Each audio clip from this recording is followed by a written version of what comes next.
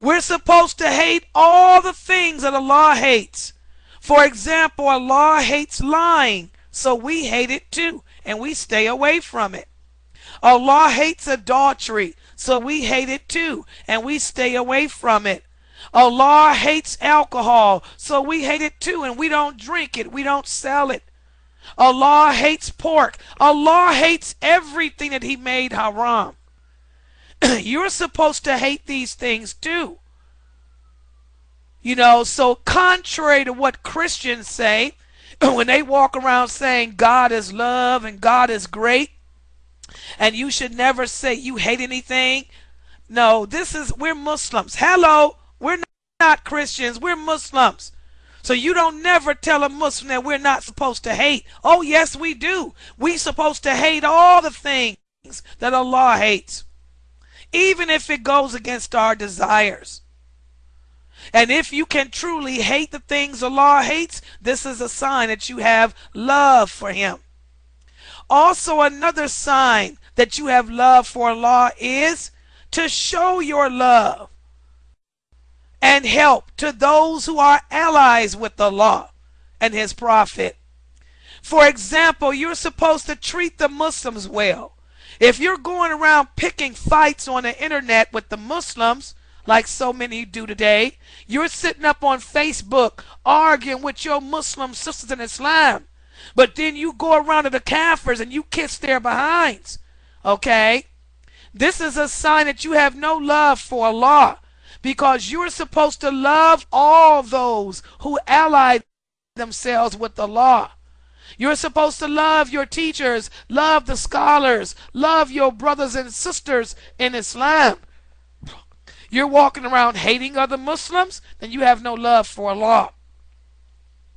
Also, another sign that a person loves Allah is to show enmity to those who show enmity to Allah. If you're sitting around, let me give the example. We use the example of that woman at the website named Caitlin. Those of you who don't know who Caitlin is an evangelist Christian. I don't know why she joins my website. She comes on here to get to know Muslims just so she can add you to her list on Facebook and MySpace, and then try to get you to join some website to ban Islam or whatnot, because she thinks she's giving dawah. She thinks that she's on a mission from Allah, you know, to turn the Muslims into Christians. Okay? At this website, when Allah revealed who she was to us and we came down on her, some of you Muslims had the nerve to defend her. Some of you Muslims had the nerve to take sides with her.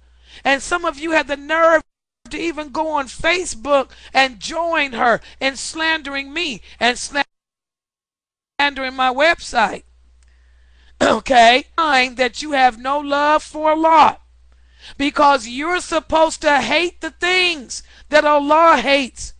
And you're not supposed to show any love or compassion to a person who is an enemy to Allah or His messenger. Okay? Also, another sign that you may love Allah is if you live your life following the Prophet sallallahu alaihi wasallam and obeying his commands. As Muslims, we're supposed to live our lives following the example of that he left behind, not anyone else. If I tell you a hadith from the Prophet and you turn around and tell me what Imam Hanafi said or what Imam Shafi, shows me that you have no love for the Prophet. Okay? You're supposed to follow him, not anyone else. Okay, I want everybody to stop typing on the screen. I shouldn't have to tell y'all this every day. Please stop typing on the screen, because it's very distracting from my lecture. We know how many people are here. I usually have more than this. I usually have 80 people. So what difference does it make? Pay attention to class and learn your religion. This is Sunnah followers. We always have a lot of people here. It ain't nothing shocking anymore. Okay? Okay, so anyway, as I was saying, If you truly love Allah, then you will follow his messenger and obey him.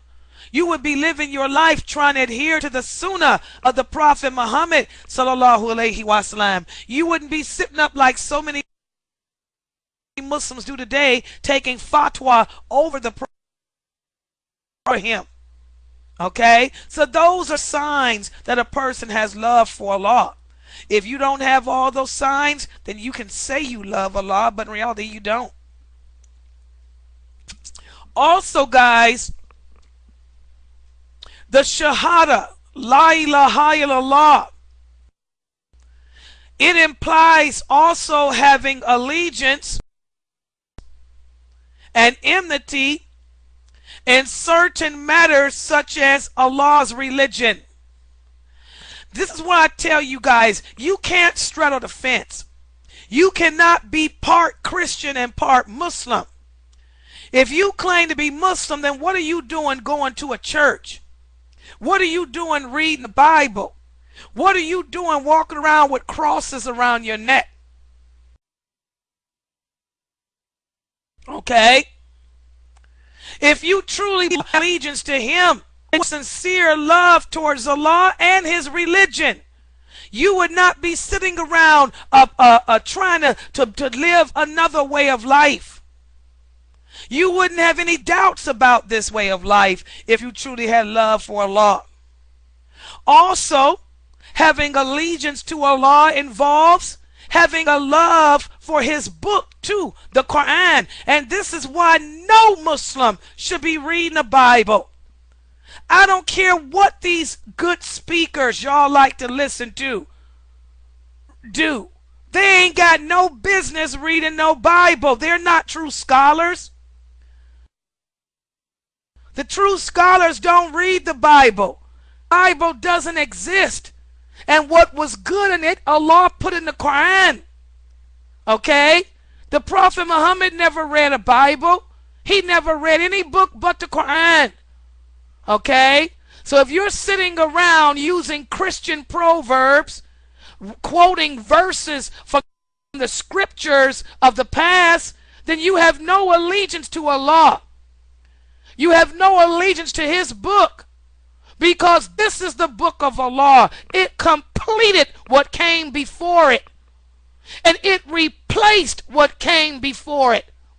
So if you truly believe in Allah, you would honor his book and stop reading other books, and you would treat his book with respect. Also, having allegiance to Allah involves also showing love and respect to his prophets and to the other Muslims. You should only take the Muslims to be your friends. If you're sitting around, hanging around with non-Muslims, you can't let go of your non-Muslim friends. Then that means you have no allegiance to us. Your love for Allah means that your allegiance is to him and the believers, not anyone else. Allah tells us in the Quran, in the interpretation, the meaning, indeed your helper and protector is none other than Allah and his messenger and the believers. That's it. We should be your friends. This is why I came down on that young girl, Fatima, on Facebook, me and Sister Amira. This is why we came down on her, because she kept posting about how, she can't let go of her friends, her non-Muslim friends, but she wasn't spending any time here in the website with her Muslim friends. Okay? We're supposed to be your helpers. We're supposed to be your protectors. We're supposed to be your intimate companions, not non-Muslims. How can a non-Muslim be an intimate companion to you when their lifestyle is not the same as yours? Your non-Muslim friend, she's not going to remind you to make salat. She's not going to remind you to fast. She's not going to remind you to obey Allah, because she doesn't believe in him. And her lifestyle was not spent that way. So this is why you cannot take non-Muslims to be close, intimate friends and companions. Your close, intimate friends should be the Muslims. Okay?